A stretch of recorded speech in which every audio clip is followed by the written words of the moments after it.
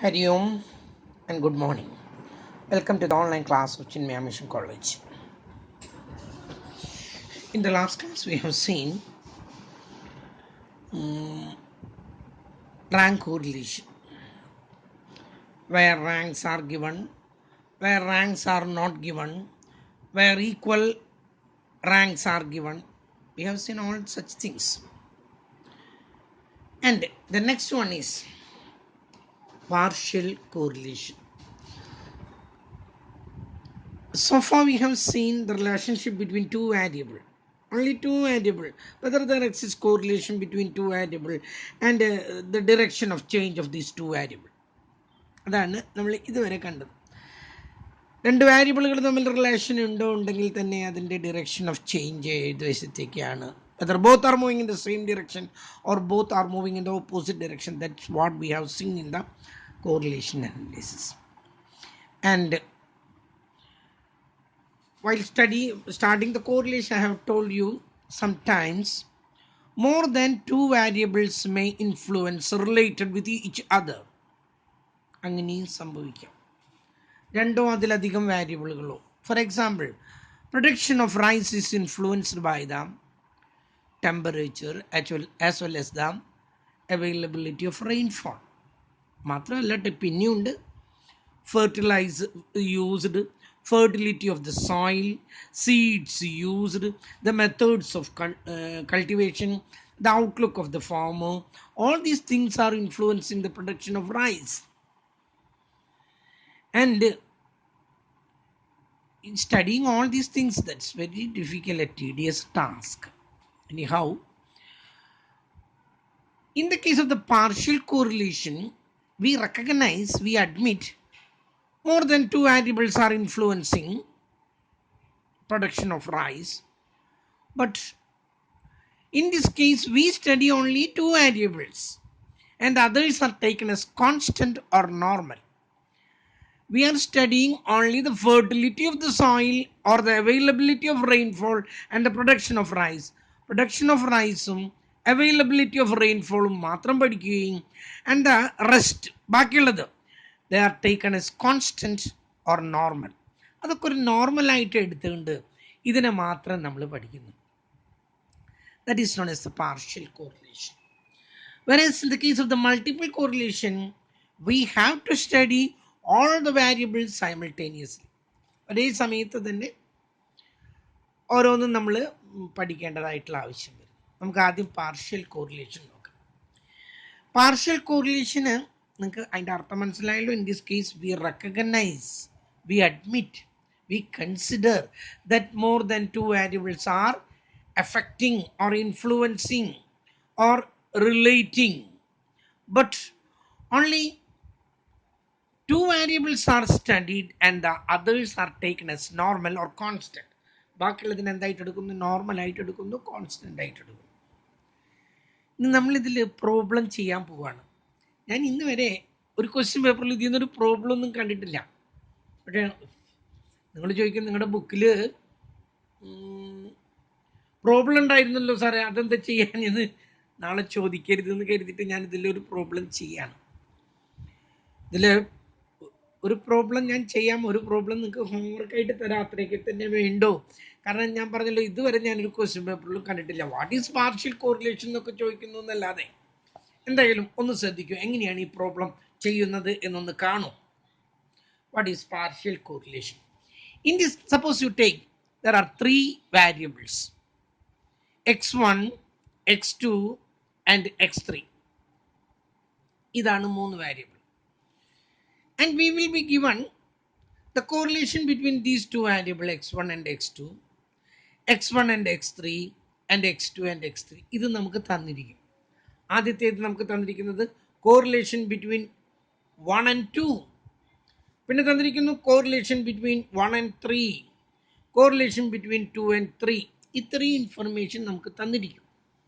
എന്നിട്ട് നമ്മളോട് പറയുന്നത് ഇങ്ങനെയാണ്, ചോദ്യം കിടക്കുന്നത് ഇങ്ങനെയാണ്: correlation between 1 and 2, 3 is taken as constant or normal. മൂന്നാമത്തേതിൻ്റെ നിങ്ങൾ നോർമൽ ആയിട്ട് എടുത്താൽ മതി, അത് കോൺസ്റ്റന്റ് ആയിട്ട് എടുത്താൽ മതി. ഇതിൻ്റെ കോറിലേഷൻ എങ്ങനെ? ഒന്നിൻ്റെയും രണ്ടിൻ്റെയും തമ്മിലുള്ള കോറിലേഷൻ മൂന്നാമത്തേത് കോൺസ്റ്റൻ്റ് ആയിട്ട് എടുക്കുകയാണെങ്കിൽ എങ്ങനെയാണ് ഇത് ചെയ്യേണ്ടതാണെന്ന് ഞാനിവിടെ കാണിക്കുന്നത്.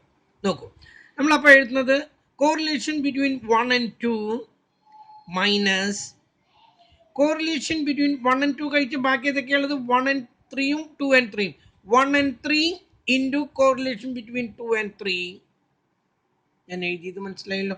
കോറിലേഷൻ ബിറ്റ്വീൻ 1 and 2 ആണ് നമ്മൾ പഠിക്കുന്നത്. Minus correlation between the others, correlation between 1 and 3 and correlation between 2 and 3 divided by whole divided by root of 1 minus correlation between 1 and 3 square, again root of 1 minus correlation between 2 3 square. ഇതാണ് ഇതിൻ്റെ method. അതൊരു റിതമാറ്റിക് ആയിട്ട് ചിന്തിച്ച formula മനസ്സിലിരിക്കും. നോക്കൂ, ഞാൻ പറഞ്ഞു correlation between 1 and 2 we have to study. The third one is taken as constant or normal. അപ്പോൾ നമ്മൾ എന്താ ചെയ്യുന്നത്? ആദ്യം correlation between 1 and 2 minus 1 and 2 കഴിഞ്ഞു. ഇനി ബാക്കിയുള്ള ഏതൊക്കെയുള്ളത്? 1 and 2 കഴിഞ്ഞാൽ ഇത് രണ്ടെണ്ണമാണ്.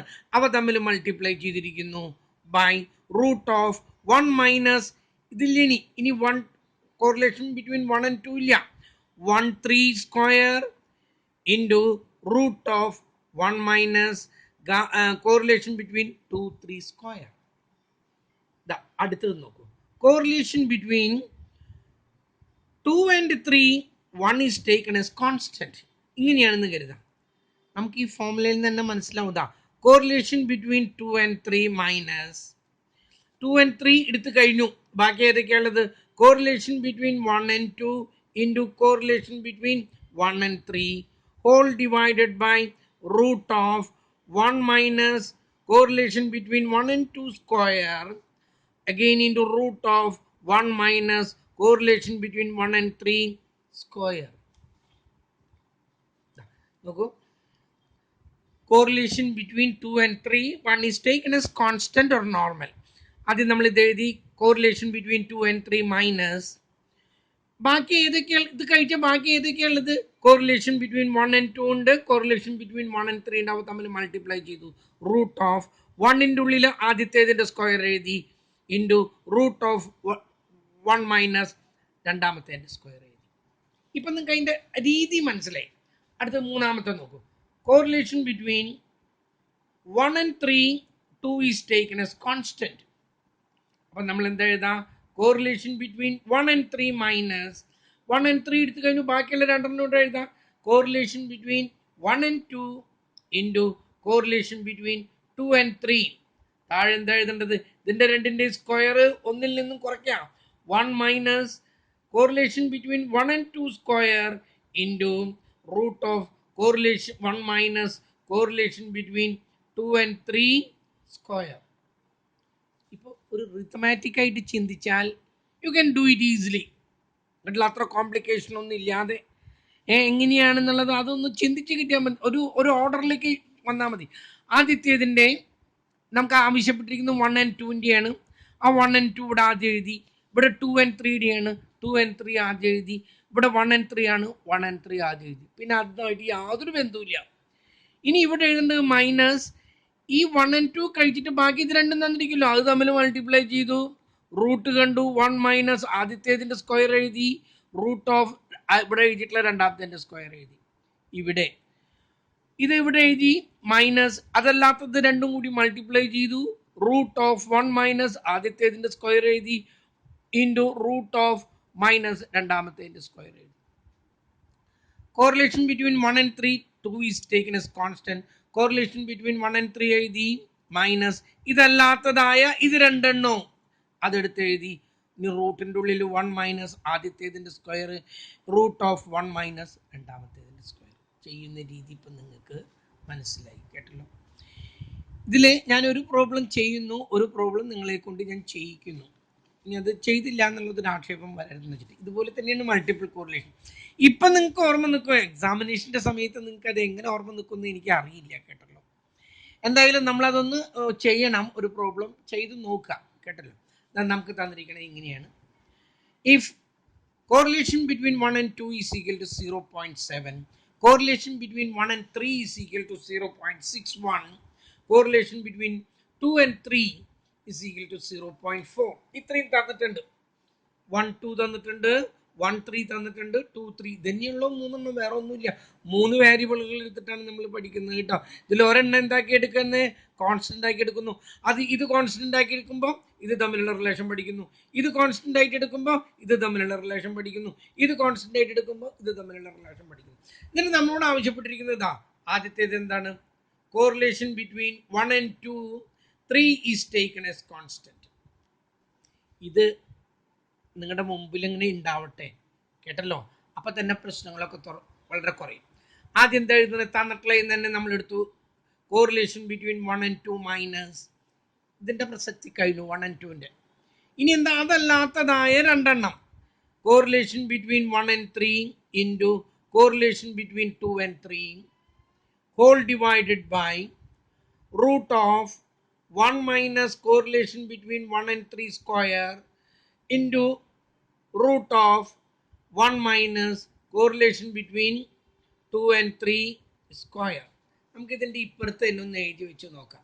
Is equal to correlation between 1 and 2 എത്രയാണത്? 0.7 മൈനസ് 1 and 3 എത്രയാണ്?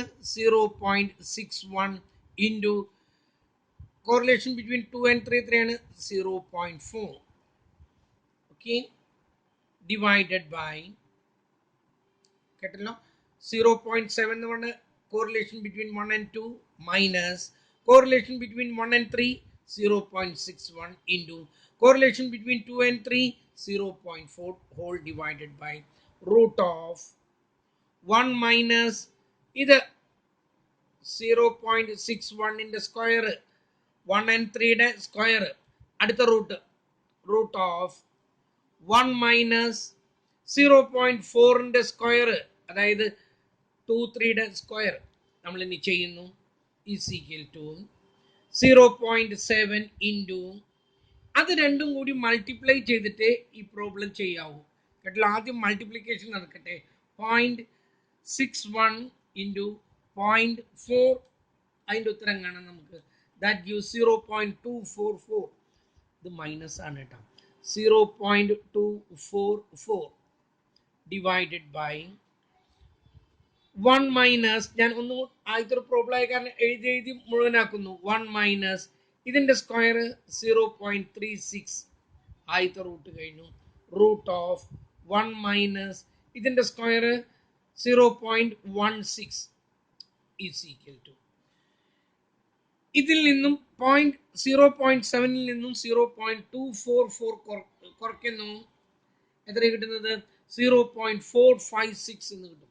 0.456 ഡിവൈഡഡ് ബൈ, ഇതിൽ നിന്നും ഇത് കുറയ്ക്കുന്നു.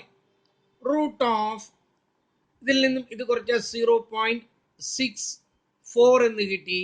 റൂട്ട് ഓഫ് ഇതിൽ നിന്നും കുറച്ചാൽ 0.84 എന്നും കിട്ടി.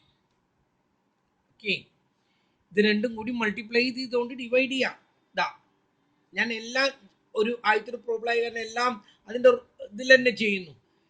ഇത് രണ്ടും കൂടി മൾട്ടിപ്ലൈ ചെയ്ത് റൂട്ട് കണ്ടാൽ മതി. ഏതൊക്കെയാണ് പറയുന്നത്? 0.64 into 0.84 is equal to root of 5376, root of 0.5376. ഇനി അതിന്റെ റൂട്ട് കാണണം. ഏതിന്റെ? 0.456 ബൈ ഇതിന്റെ റൂട്ട് 0.5376, 0.733 അത് മതി. ഇസ് ഈക്വൽ ടു, ഇനി എന്ത് ചെയ്യുന്നു? 0.456 divided by 0.733 is equal to, ആദ്യത്തെ ഉത്തരം കിട്ടി നമുക്ക് 0.62. ഒരെണ്ണായി. ചെയ്തു വരുമ്പോൾ ഇങ്ങനെ കുറച്ചുണ്ട്, പക്ഷെ ഞാനതിങ്ങനെ നീട്ടിപ്പിടിച്ച് ചെയ്തതാണ് കേട്ടോ. അങ്ങനെയൊന്നും ചെയ്യേണ്ട കാര്യമൊന്നുമില്ല. രണ്ടാമത്തേത്, correlation between 2 and 3 1 is taken as constant is equal to, ആദ്യം ഫോർമുല എഴുതുന്നു. correlation between 2 and 3 അതിൻ്റെ പ്രസക്തി അതോടുകൂടി കഴിഞ്ഞു. ബാക്കിയുള്ളത് എഴുതാം. Correlation between 1 and 3 into correlation between 1 and 2 divided by, ഇനി ഇതിൽ നിന്ന് തന്നെയുണ്ട് 1 minus correlation between 1 and 3 square root of 1 minus correlation between 1 and 2 square is equal to correlation between 2 and 3 എത്രയാണ് 0.4 മൈനസ് ബാക്കിയുള്ള രണ്ടെണ്ണം 1 3ഉം 1 2ഉം 0.7 into 0.6 0.7 into 0.61 divided by 1 minus 0.7 square എത്രയാണ് 0.49 root of 1 minus 0.61 in the square 0.61 in the square that is equal to 0.372 അത്ര എടുത്താൽ മതി. 37 ആയിട്ട് എടുത്താലും ഒരു കുഴപ്പമൊന്നുമില്ല, കേട്ടില്ലേ? 0.37. അടുത്ത സ്റ്റെപ്പ് എഴുതി 0.4 മൈനസ് അത് രണ്ടും കൂടി മൾട്ടിപ്ലൈ ചെയ്യണം. 0.7 ഇൻറ്റു 0.61 0.6 എടുത്താലും വലിയ വ്യത്യാസമൊന്നുമില്ല. 0.427 0.427 43 ആക്കി എടുക്കാം. 427 എന്നുള്ളതിന് പകരം 3 ആക്കി എടുക്കുക. അതിലൊന്നും ഉത്തരത്തിലൊന്നും കാണിക്കുന്നൊന്നുമില്ല. മൈനസ് ഇത് ഇതിന് കുറയ്ക്കുമ്പോൾ 0.51 എന്ന് കിട്ടും ഇൻറ്റു റൂട്ട് ഓഫ് ഇത് ഒന്നിൽ നിന്നും കുറയ്ക്കുമ്പോൾ 0.63 എന്നും കിട്ടും, കേട്ടല്ലോ? ഈസ് ഈക്വൽ ടു ഇതിൽ നിന്നും ഇത് കുറയ്ക്കുന്നു. ഏതാണ് 0.4ൽ നിന്നും ചെറുതിൽ നിന്നും വലുത് കുറയ്ക്കുകയാണ്. 0.43 കുറയ്ക്കുമ്പോൾ നമുക്ക് കിട്ടുന്നത് നെഗറ്റീവ് 0.03 ഡിവൈഡഡ് ബൈ ഇത് രണ്ടും കൂടി മൾട്ടിപ്ലൈ ചെയ്തിട്ട് ഒരൊറ്റ റൂട്ടിൻ്റെ ഉള്ളിൽ ഇട്ട് കൊണ്ടിരുന്നു. 0.51 ഇൻറ്റു 0.63 ഈസ് ഈക്വൽ ടു 0.32 അത്ര മതി. 0.32 ഈസ് ഈക്വൽ ടു ഇവിടെ എഴുതുന്നു ഞാൻ നെഗറ്റീവ് 0.03 ഡിവൈഡഡ് ബൈ ഇതിൻ്റെ ഈ റൂട്ട് കാണുന്നു. റൂട്ട് ഓഫ് എത്രയാണ് 0.32 ഈസ് ഈക്വൽ ടു 0.565 പകരം 0.565 എന്നുള്ളതിന് പകരം 57 എടുക്കുന്നു. 0.57 എടുത്തിട്ട് ഇതിനെ ഡിവൈഡ് ചെയ്യുന്നു. 0.03 ഡിവൈഡഡ് ബൈ 0.57 that gives 0.05 ഇത്ര മതി. എന്നാലും ഞാനൊരു 2 കൂടി എഴുതുന്നു. 26 എന്നുള്ളതിന് പകരം 3 എഴുതുന്നു. ഇവിടെ ഉത്തരം കഴിഞ്ഞു കേട്ടോ. പോസിറ്റീവ് നെഗറ്റീവ് ആയതുകൊണ്ട് ഇതിൻ്റെ ഉത്തരം എന്തായിരിക്കണം? നെഗറ്റീവ് ആയിരിക്കണം. രണ്ടാമത്തെ എൻ്റെ ഉത്തരവും കിട്ടി. ആദ്യത്തെ എൻ്റെ 3 കിട്ടി 6.2 കിട്ടി. രണ്ടാമത്തെ എൻ്റെ 3 കിട്ടി 5.3. ഞാനിതിങ്ങനെ കുറച്ച് അല്പം അങ്ങോട്ടും ഇങ്ങോട്ടൊക്കെ അഡ്ജസ്റ്റ് ചെയ്തിട്ടുള്ളത് കൊണ്ടാണ് കേട്ടോ 0.05 എന്ന് കിട്ടിയത്. ചിലർക്ക് 0.048 എന്നൊക്കെ കിട്ടും ചിലർക്ക്. അതൊന്നും ഇവിടെ പ്രശ്നമൊന്നുമില്ല. അതൊക്കെ ഏകദേശം ഉത്തരങ്ങളൊക്കെ ശരിയാണ്. നെഗറ്റീവ് ആയിരിക്കണം, അത് മറക്കരുത്. ലാസ്റ്റ് വണ്ണിൻ്റെ പോർഷൻ എഴുതുന്നു. ലാസ്റ്റ് വൺ എന്താ? Gamma correlation between 1 and 3 2 is taken as constant. Formula എഴുതാൻ ഇപ്പോൾ ഒരുവിധം നിങ്ങൾക്ക് അറിയണം. കോറിലേഷൻ ബിറ്റ്വീൻ 1 and 3 മൈനസ് ബാക്കിയുള്ള രണ്ടെണ്ണം correlation between 1 and 2 into correlation between 2 and 3. ഇത് രണ്ടും താഴെയാണ് എഴുതേണ്ടത്. ഇനി root of 1 minus correlation between 1 and 2 square. ആദ്യത്തേത് കഴിഞ്ഞു. Root of 1 minus correlation between 2 and 3 square.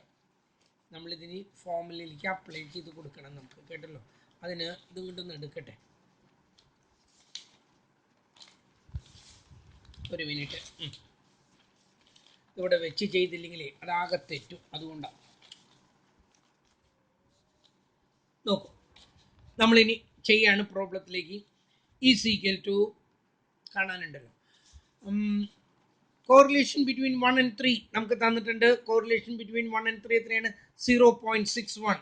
ഞാനിവിടെ എഴുതി 0.61 മൈനസ് ബാക്കിയുള്ള രണ്ടെണ്ണം 0.7ഉം 0.4ഉം 0.7 into 0.4 whole divided by root of 1 minus 0.7 square root of 1 minus 0.4 square is equal to 0.61 minus ഇത് രണ്ടും കൂടി മൾട്ടിപ്ലൈ ചെയ്യുമ്പോൾ 0.28 എന്ന് കിട്ടും by 1 root of 1 minus 0.7 square 0.49 എന്ന് കിട്ടും root of 0.4 സ്ക്വയർ 0.16 എന്ന് കിട്ടും.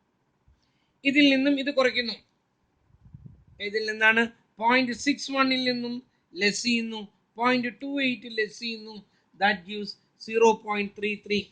നമ്മളിവിടെ എഴുതി 0.33 ബൈ ഒന്നിൽ നിന്നും 0.49 കുറയ്ക്കുമ്പോൾ നമുക്ക് എത്ര കിട്ടുന്നത് 0.51 എന്ന് കിട്ടുന്നു. അഗെയിൻ റൂട്ട് ഓഫ് ഇത് കുറയ്ക്കുമ്പോൾ 0.84 എന്ന് കിട്ടുന്നു.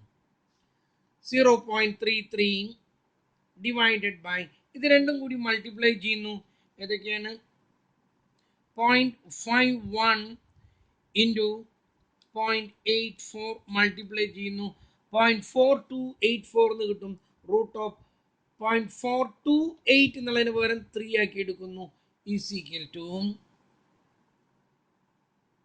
അതിൻ്റെ റൂട്ട് കാണണം നമുക്കിനി 0.33 ഡിവൈഡഡ് ബൈ ഏതിൻ്റെയാണ് 0.43യുടെ റൂട്ട് കാണുന്നു.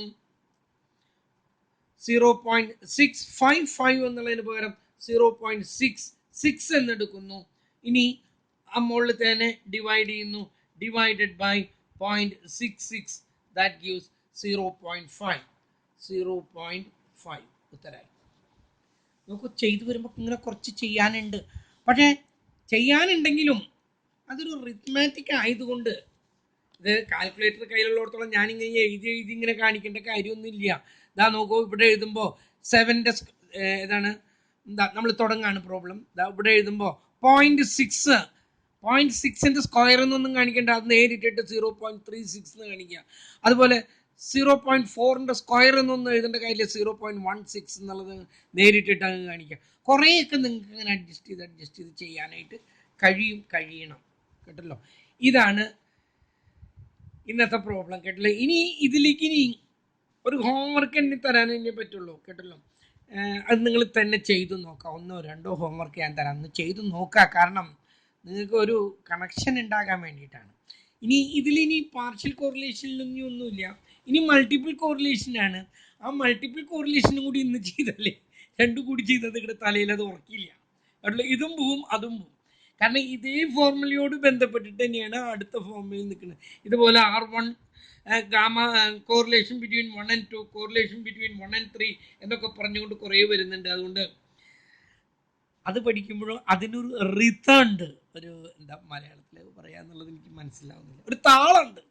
ആ താളം മനസ്സിലാക്കിയാൽ അതാണ് ഈ മാത്സിൻ്റെ ഒരു പ്രത്യേകത. ആ താളം മനസ്സിലാവണം. പക്ഷേ ഇന്ന് ഞാനൊരു താളം പഠിപ്പിച്ചു, അടുത്ത താളം ഇന്ന് തന്നെ കൊടുത്താലേ രണ്ടും കൂടി നിങ്ങളുടെ തലച്ചൂടാവും. അത് വേണ്ട. ഇതിലേക്ക് ഇനി നമുക്കത് ഹോംവർക്കായിട്ട് ചെയ്യാം.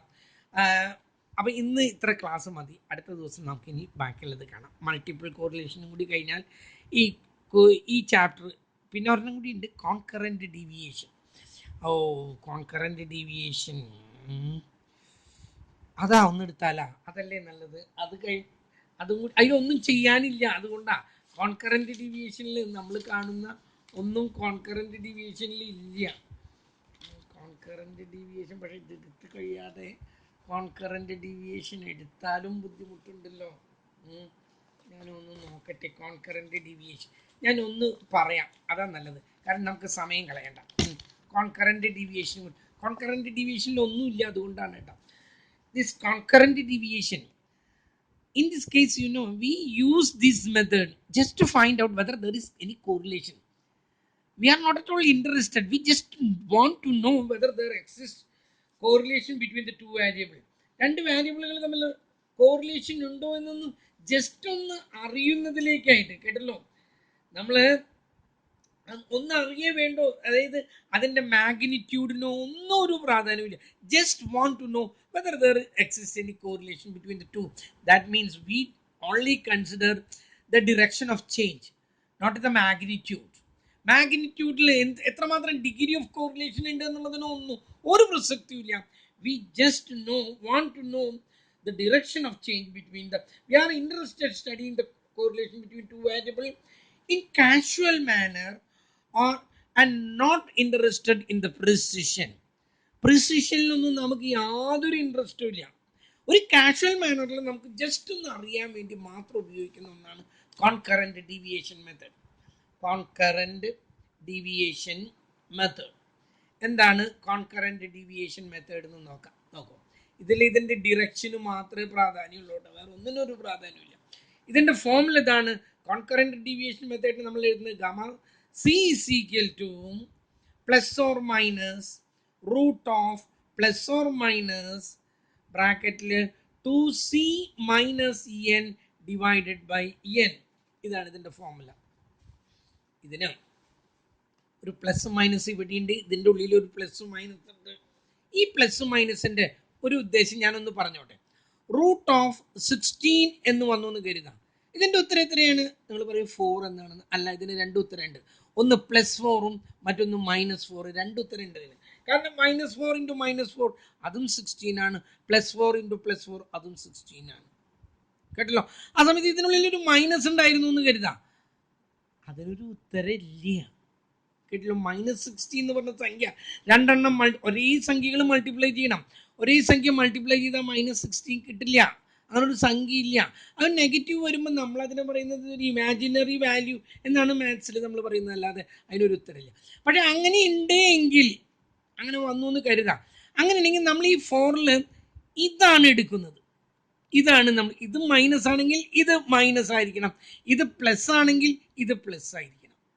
കാരണം നമ്മളിവിടെ ചെയ്തു വരുമ്പോൾ നമ്മൾ ഡിറക്ഷൻ ഓഫ് ചേഞ്ച് ആണ് കണ്ടുപിടിക്കുന്നത്. അതിൻ്റെ ഉള്ളിൽ പോസിറ്റീവും നെഗറ്റീവും വരാം. ഇതിൻ്റെ ഉള്ളിൽ നെഗറ്റീവ് ആണെങ്കിൽ we have to take the negative answer, and if it is positive we have to take the positive answer. ഇനി നമ്മൾ ഒരു പ്രോബ്ലം ചെയ്തുകൊണ്ട് തന്നെ നമുക്കൊന്ന് തുടങ്ങാം. നോക്കൂ, നമുക്ക് രണ്ടെണ്ണം തന്നിട്ടുണ്ട്. One is X and the other one is Y.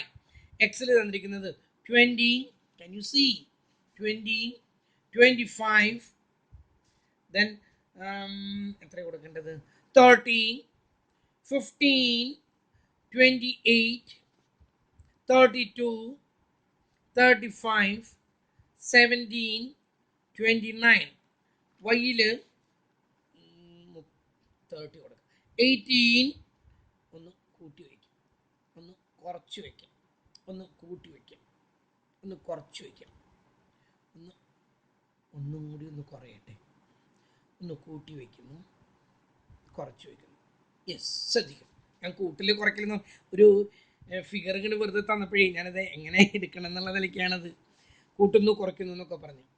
അടുത്ത കോളത്തിൽ നമ്മൾ ഇതിനെ കാണുന്നത് direction of change in X ആണ്. Direction of change in X, എക്സിന്റെ ഡിറക്ഷനിലുള്ള ചേഞ്ച്, ഇതിനെ പറയുന്നത് dx എന്നാണ് നമ്മൾ പറയുന്നത്.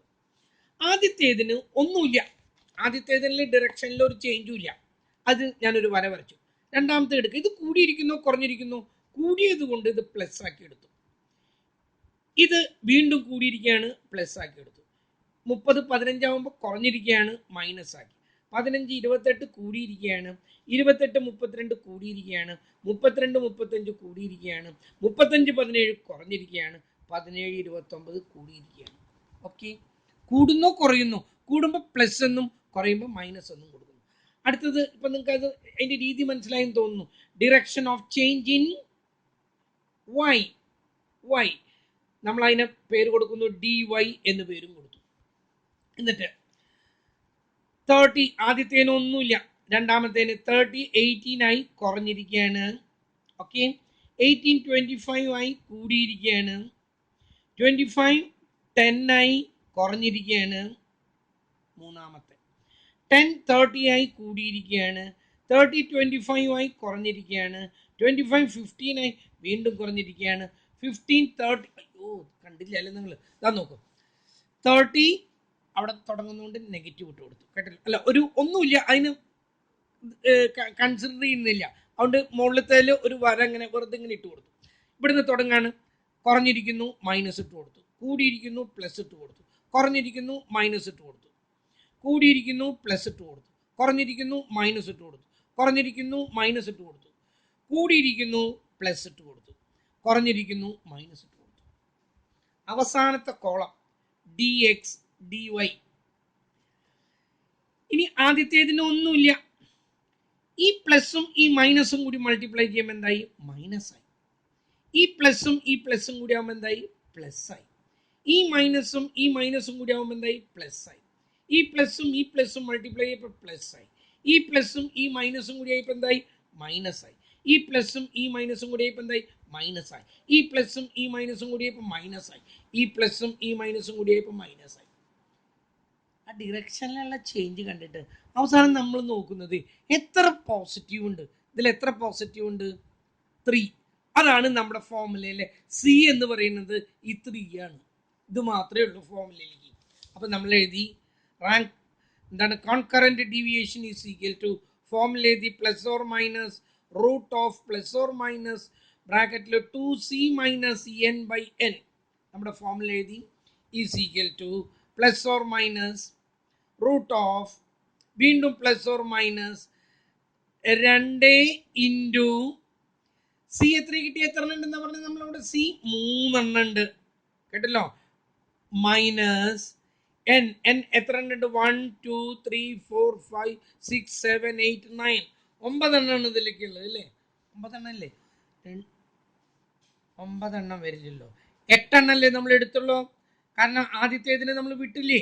ഇതിൽ എത്ര? എനിക്ക് 1 2 3 4 5 6 7 8 ഉള്ളൂ കേട്ടോ. അത് പ്രത്യേകിച്ച് നിങ്ങളൊന്ന് കൺസിഡർ ചെയ്യുക. ആദ്യത്തേത് നമ്മൾ കൺസിഡർ ചെയ്യുന്നില്ല, ഇതിലും കൺസിഡർ ചെയ്യുന്നില്ല, ഇതിലും കൺസിഡർ ചെയ്യുന്നില്ല. 8 എണ്ണത്തിൽ 3 എണ്ണം. അപ്പൊ നമ്മൾ ഇവിടെ എടുക്കേണ്ടത് 8 ആണ്. മറക്കരുത് 8 ആണ് ഡിവൈഡഡ് ബൈ 8. അടുത്ത സ്റ്റെപ്പ് കൊടുത്തു plus or minus root of വീണ്ടും പ്ലസ് ഓർ മൈനസ് 2 3 എന്ന് പറഞ്ഞാൽ എത്രയാ?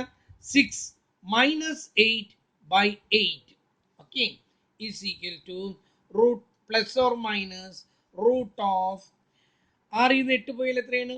Minus 2 by 8. ഇവിടെ ഉണ്ട് ഒരു പ്ലസ് ഓർ മൈനസ് ഇട്ടാ.